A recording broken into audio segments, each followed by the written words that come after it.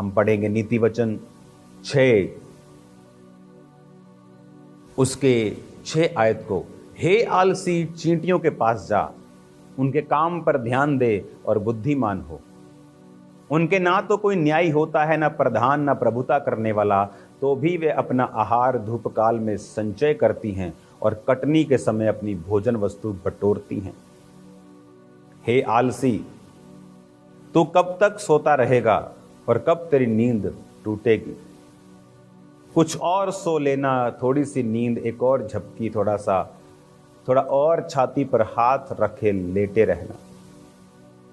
तेरा कंगालपन राह के लुटेरे के समान और तेरी घटी हथियारबंद के समान आ पड़ेगी। ओछे और अनर्थकारी को देखो, वो टेढ़ी मेढ़ी बातें बकता है। हम 11 आयत तक इसको रखेंगे। हालेलुया। 6 आयत में फिर से लिखा है, आलसी, चींटियों के पास। परमेश्वर ने कहा चींटियों से सीखो, ना तो उनका कोई न्यायी, ना प्रभुता करने वाला, ना तो उनका कोई प्रधान, तो भी वो अपना आहार संचय करती हैं।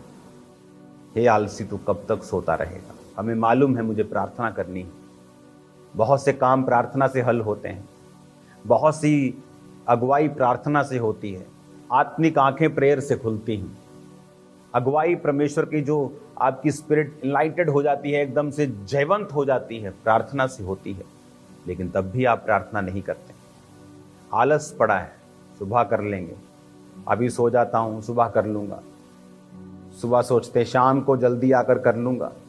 उसने कहा तेरी नींद कब टूटेगी? हालेलुया। कहता कुछ और सो लेना, थोड़ी सी नींद, तेरा कंगालपन राह के लुटेरे के समान। पुराने समय में राह के लुटेरे होते थे, अब तो बहुत कम है, अब तो सीसीटीवी कैमरा आ गए, लोग कम करते हैं ऐसे काम। लेकिन रास्तों में लुटेरे होते थे, राह के लुटेरे, समुद्री लुटेरे, डाकू। कहता तू ऐसा होगा कि एकदम से लुटेरे तेरे पास आ गए और तू कुछ नहीं कर सकता। हथियारबंद लोग तेरे एकदम सामने खड़े हो गए, फिर तू कुछ नहीं कर सकता। तो परमेश्वर ने कहा अगर तू आलसी है तो तू कंगाल भी हो जाएगा। आज बहनें प्रार्थना करने में आलसी हैं, फास्टिंग करने में आलसी हैं। बंदों को परमेश्वर ने कहा कि मैं तेरे हाथों के कामों के ऊपर बरकत दूंगा। बंदे काम करने में आलसी हैं, बीज बोने में आलसी हैं, टाइट नहीं देते। तो उसने कहा तेरा कंगालपन आएगा। तो कंगालपन आना तय है अगर हम आलसी हैं तो। आलस के द्वारा मैंने बहुत से लोगों के इंजॉयमेंट को अधूरा रहते देखा है। उनकी लाइफ का जॉय, उनकी लाइफ का आनंद थोड़ा होता देखा है। कंगालपन कहता तुम्हारा आने ही वाला है अगर तुम आलसी हो। लोगों को लगता है आलस एक कमी है। वचन के अनुसार आलस एक पाप है। आलस आपके परमेश्वर की योजनाओं को डिले रखता है। डिले से आपका नुकसान होता है। आलस एक शरीर का काम है, आत्मा के खिलाफ है। आलसी व्यक्ति अपने जीवन में अपने कामों को समय पर पूरा होता नहीं देखता। आलसी व्यक्ति कंगाल हो जाता है। आलसी व्यक्तियों को परमेश्वर पसंद नहीं करता। वो चाहे प्रार्थना में आलस हो, उपवास में आलस हो, काम करने में आलसी, बिजनेस करने में आलसी, जॉब में जाना है आलसी। आज भी लोग सुबह चर्च आए होंगे 1 बजे और उनसे पूछो क्या काम था सुबह कि तुम मॉर्निंग 10 बजे आकर वर्शिप अटेंड नहीं कर पाए। पूछो, कोई कारण नहीं। आलस, सुबह ना जल्दी उठने का। इसीलिए आत्मा में आप लोग कंगाल हैं। कुछ लोग शारीरिक काम नहीं करते, वो शरीर में कंगाल हैं। कंगालपन तो है, वो पैसों का हो चाहे आत्मिक जीवन का हो, वो तो नजर आता है। सुबह कोई काम नहीं था, लेकिन आप लोग आराम से उठे, चाय पानी नाश्ता किया, आराम से ऑटो वाले को फ़ोन किया, आराम से गाड़ी निकाली, आराम से आए कि 10 बजे अभी तो वर्शिप चल रही है, अभी तो वीडियो टेस्टिमनीज होगी, चलो चाय पी लेते कैंटीन में। आप आत्मिक कंगाल हो जाएंगे, क्योंकि आपकी आत्मा को आपने आलसी बना दिया है। प्रार्थना करने का आलस, रात को प्रार्थना नहीं होती, नींद आती, काम बहुत होता है।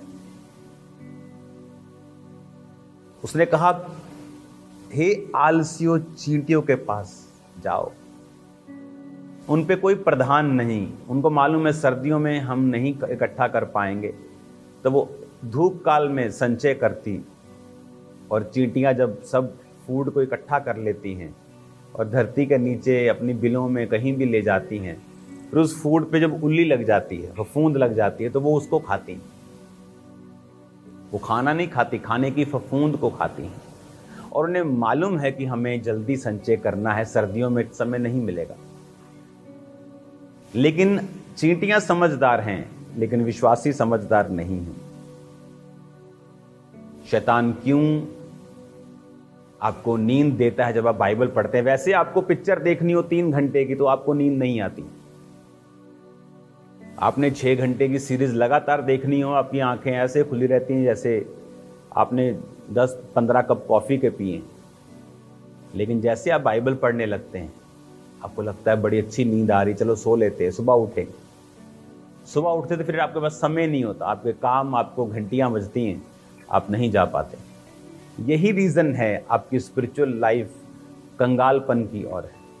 आलस एक पाप है, जब तक ये पाप आपकी लाइफ में रहेगा, संपूर्णता आपकी लाइफ में कभी नहीं रहेगी।